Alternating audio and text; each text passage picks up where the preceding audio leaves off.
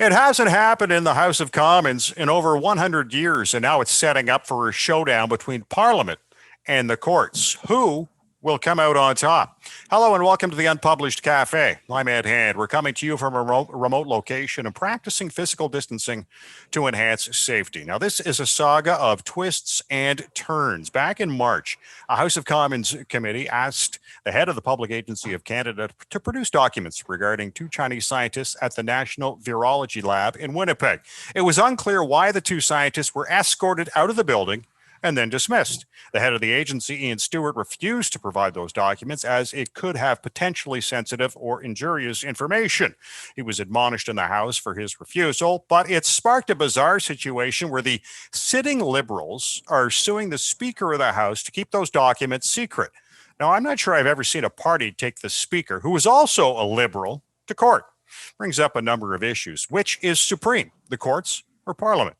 As well, what were Chinese scientists working on at Winnipeg's National Microbiology Laboratory, and why it's so secret as to why their removal?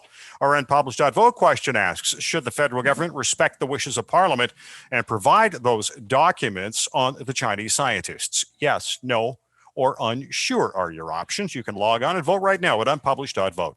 Now, coming up on the Unpublished Cafe, Elliot Tepper from the Norman Paterson School of International Affairs at Carleton University will join us to discuss the latest stumbling block in Canada-China relations. But first, I'm pleased to be joined by Stephen Chaplin. He's the former senior parliamentary counsel for the House of Commons and the University of Ottawa Faculty of Law. Stephen, if the documents are released, what keeps MPs from divulging what's in them? Well, first of all, technically nothing, but at the same time, one has to understand that members of Parliament, regardless of their political persuasion, really have no interest in divulging national security secrets. In other words, all members of Parliament, they take an oath of loyalty, they take an oath to be part of the legislative and parliamentary processes within the constitutional framework. And it would be hard to imagine that any of them would have an interest in divulging national security secrets. So the question really becomes one not of whether or not something does or does not become public, but it's the degree to which parliamentarians get to see the information in some form of perhaps in camera or with the proper briefings and those kinds of things, so they understand the national security implications. And that's really the issue. The issue is not whether or not they'll be made public. As I said, no one really has an interest in divulging national security documents. However, the question is, do they even get to see them to make the determination whether or not they even matter, whether or not there is in fact national security interests that matter in the circumstances? And that's also a question for Parliament to try to consider. Is the government using national security, for example, as a cover for not divulging documents? Iain Stewart is claiming that releasing the documents would be injurious under the Canada Evidence Act. Is he right regarding that act? Well, first of all, the Canada Evidence Act is merely an evidence act. It has nothing to do with national security as per se. In other words, it doesn't define national security. It just says if something is covered by national security, it cannot be used as evidence, or there's a process for evidence to be used. Now, the Canada Evidence Act sets up a way for the courts to actually see the documents. So if you look at what the Evidence Act is about, it's about when things can be introduced in the court.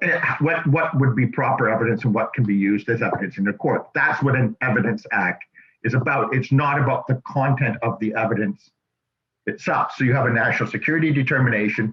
Then the question is, if it's covered by national security, can and how does it get used as evidence? And that's what the Canada Evidence Act is about. Most importantly is that under the Canada Evidence Act, the courts, which is another branch of the state, when you think about the branches of the state, the executive, the courts, and the legislature, it's a process under the Canada Evidence Act which allows courts to look at certain documents in camera before proceedings take place to determine A, whether or not something is properly claimed to be under national security interest, and B, how it will be used, for example, in a proceeding. So if you have for example, a case involving a police investigation. Let's use that as an example. And the evidence comes along and you don't want to disclose it because it will disclose, I don't know, connections to criminal organizations or those kinds of things.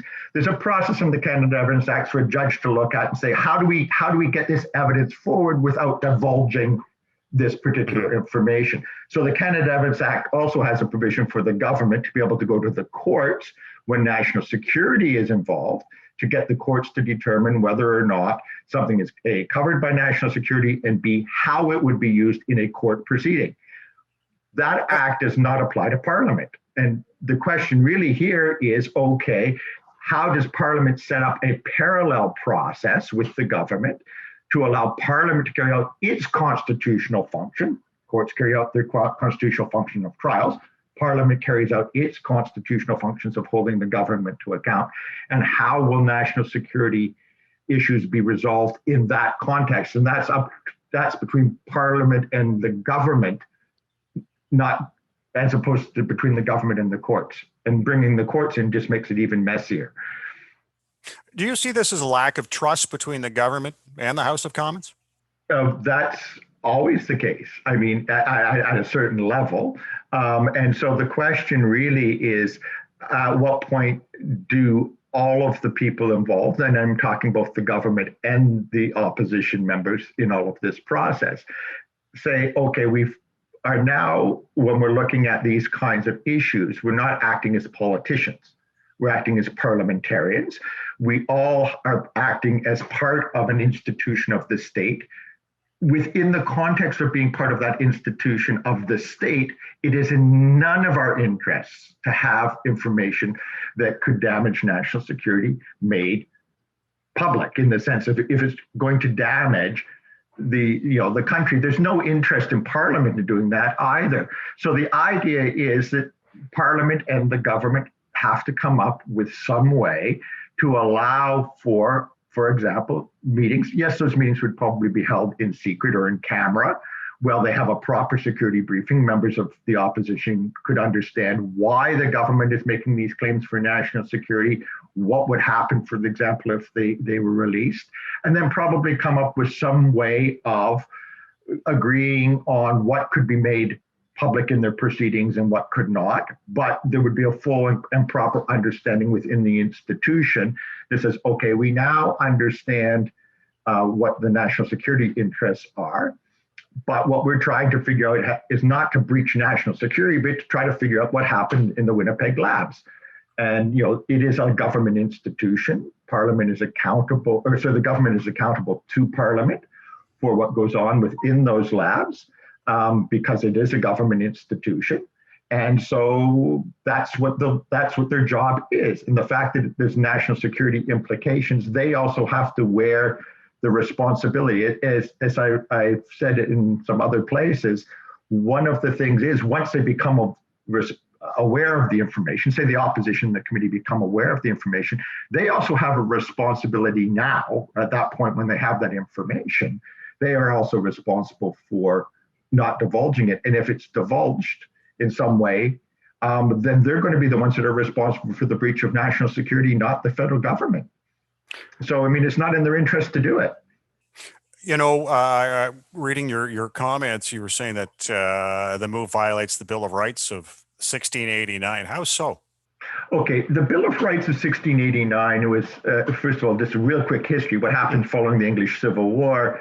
And then the kings came back, and the question was, what power should Parliament have? Because the war was basically between Parliament and royalty. And Parliament struck a bargain, basically, with William of Orange when he became king in the late 17th century. And the bargain basically was that Parliament would have basically full control over the management of law and how laws were made, and also counter the government ultimately gets responsible government. So one of the provisions of that Bill of Rights of 1689, which is part of the constitutional foundation for Parliament, says that no proceeding in Parliament can be questioned or impeached in any court or any place out of Parliament. And what that means is that courts are not allowed to look at or question a proceeding in Parliament. And what would happen, and that's a constitutional limit on the power of the courts. So the courts cannot look at a proceeding. And in the present case, how the courts would be able to intervene without questioning the order of the House. Why did the House want these? What is the House going to do with them? Also the degree to which the House has the capacity to hold the government to account for how it goes about dealing with national security matters. There's no way a court can determine that without questioning how Parliament is going about doing its business. So the constitutional constraint on the courts would also apply in these circumstances. Why do you feel the Liberals should abandon this case? I think they should abandon it because, well, first of all, what they're really saying is that there's now a part of government for which Parliament cannot hold the government to account. When you really think about it, it would create a gap. And anytime the government comes along and says, well, it's a matter of national security, Parliament, you can't look at it. Suddenly there's a black hole where Parliament cannot hold the government to account. And I think what the government has to come to understand, and all governments have to understand, they get their legitimacy from Parliament. They hold their power not because we don't vote in governments per se in Canada. We vote in members of Parliament, and members of Parliament have confidence in somebody to govern. And why it's important is that the government, by bringing the courts into it, basically complicate that accountability process. And the question you really have to ask yourself is, what is it about judges who get to decide whether or not governments provide information, or the content of the information that governments provide to Parliament for democratic accountability? So I think they should be dropping this because it basically queers the accountability framework in our entire system of government. And there's a part as citizens, we may not ultimately see the documents because of national security, but we have elected representatives who are there to protect these interests on our behalf. And when you say that, then the democratic accountability starts to break down, and we start turning to judges to decide what our democratic institutions can and cannot do to hold our government to account. And I think that is a very dangerous precedent, because what we're going to have is every time there's a fight between the government and Parliament over documents, be they national security, in this case, often privacy, business interests, you name it, where people don't want things to become public, what they're going to run off to the courts. Sounds like a slippery slope. And this was all, I mean, it's not just a slippery slope. It is the problem. Well, part of it is a slippery slope. You're right. But the other thing is, in our democratic system, the idea is that the ultimate body for accountability is Parliament in an institutional way. And then ultimately it's up to the electors to decide, do we agree with how that accountability worked out? And it's not a matter for the courts. It is a factual question. It's not a legal one. National security is not a legal question. It's a factual question. And the question really becomes one of how are people or institutions able to look at the information they need while still protecting national security? And it's not up to the courts to tell Parliament how to do that. Stephen, thanks for joining us. Thank you for having me. It was a pleasure.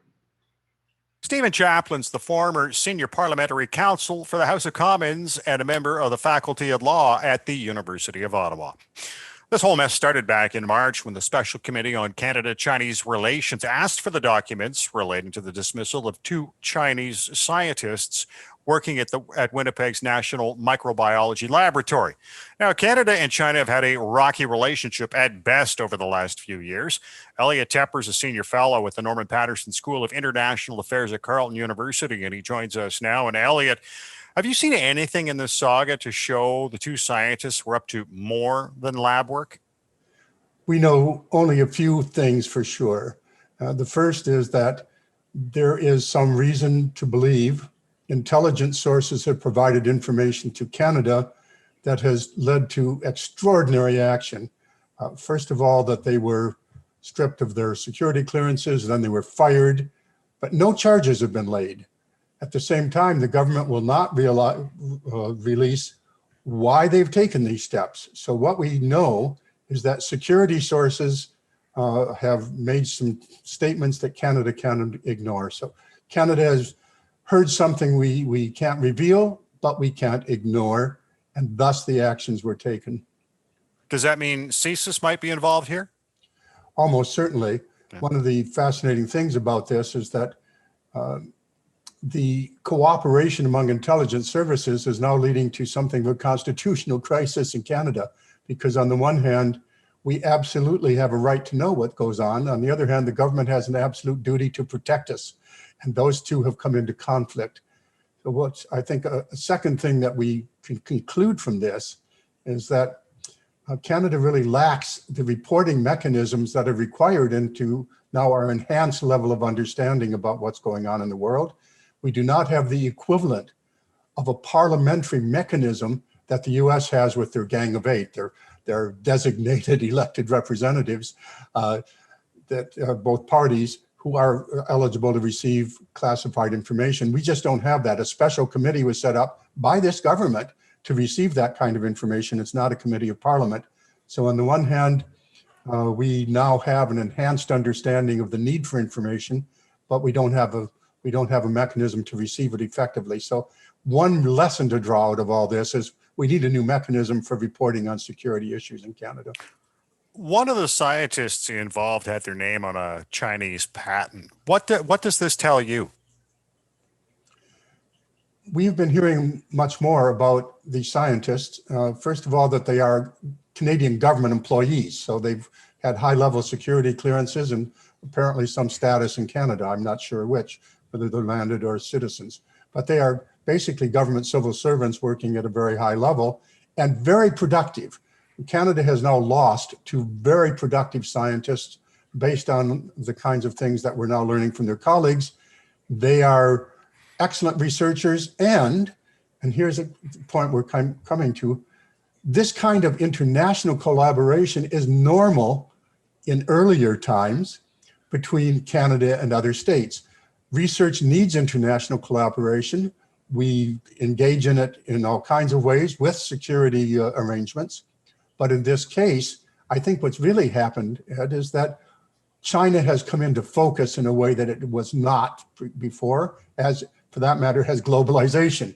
We no longer accept globalization for what it used to be, but also in the 942 days that the two Michaels have been held in captivity by China on spurious grounds, China has really come into focus, not only in Canada, but globally. Their reputation has gone down. Our suspicions have gone up. Our suspicious levels have gone up. We do not accept today what we would have accepted earlier. And it could be that these two scientists have been caught in that changing level of perception. You know, relations between the two countries has been frosty at best. Do you see the release of documents as bringing a further chill to that relationship? Yes, the release of documents is very interesting in this case because it goes back to what I started with. There is a need for the government of Canada to keep us safe, and it has gone to extraordinary levels to protect its intelligence sources in order to keep us safe. While on the other hand, we have an absolute right to those unredacted documents as citizens, but through our elected representatives, through a mechanism which we do not have. So we now need to evolve to change circumstances in order to meet this inherent conflict between the need to be kept safe by our government and the right to know by our citizens. How's this playing out in China? We don't know. The last we heard, there's a report that the two scientists involved have now appeared in China. And apparently they had a home there. That's a report that's come out. So they apparently are there, but there's no assumption that they are agents of China based on the information we currently have. They were harassed, in their view, for an administrative oversight. If you get into the weeds on this, they were saying, look, and Public Health Agency of Canada has been saying this, we have arrangements. It's just that in this one particular instance, maybe they did not follow all of the administrative procedures to transfer highly highly infectious disease variants, Ebola being one of them, to China. So they violated the protocols in that one instance that were already in position before in order to handle this. That's not going to be cleared up, I think, because the whole issue is now shrouded in a blanket of security concerns. Okay. We're just looking at a bit of a broader picture here. You've got the two Chinese scientists here in Canada working. I'm going to guess that you're going to have Chinese scientists working in other countries around the world. How much is other nations going to be looking at China and Chinese research and whether they want to work with them following this? Well, this is what I was suggesting, that our whole view of China is changing. China has come into focus, and it's just not a pretty sight.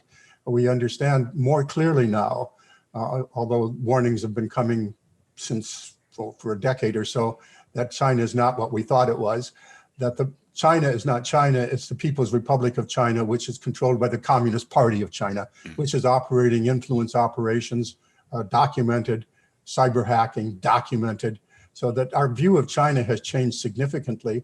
And the fact that we've received actionable intelligence from some source which can't be revealed suggests that other countries are also likely to be looking much more closely on the nature of collaboration. Do you feel these documents should be released to MPs? Yes, I've come back to the point that we are entitled to know. We are the public. We paid the salaries of all concerned, all sides, but the government has gone to really extraordinary lengths. I mean, the head of PHAC has said, no, I'm not going to obey Parliament. We're into a constitutional crisis, nearly, and I guess you're discussing that with someone else. Mm-hmm. But that means that the nature of the intelligence given to us is so sensitive that we can't reveal it. On the other hand, we don't have a mechanism for doing that revealing that it really works to hit that balance between our need to know and our need to be kept safe. Elliot, I want to thank you for joining us. One final comment. We can't let this balloon into something like, if you see somebody who's Chinese, that's bad. We cannot let this balloon into a yellow peril, anti-Chinese, anti-Asian sentiment.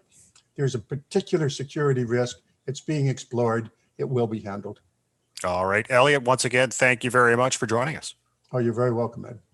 Elliot Tepper is a senior fellow at the Norman Paterson School of International Affairs at Carleton University. And that brings us to our unpublished .vote question. Should the federal government respect the wishes of Parliament and provide the documents on those Chinese scientists? You can vote right now, yes, no, or unsure. Log on at unpublished.vote. This is a bizarre story in what's become a bizarre year. I want to thank our guest, Stephen Chaplin, former senior parliamentary counsel for the House of Commons and a member of the University of Ottawa's Faculty of Law, and Elliot Tepper, senior fellow at the Norman Paterson School of International Affairs at Carleton University. And I want to thank you for watching the Unpublished Cafe. Stay safe. I'm Ed Hand.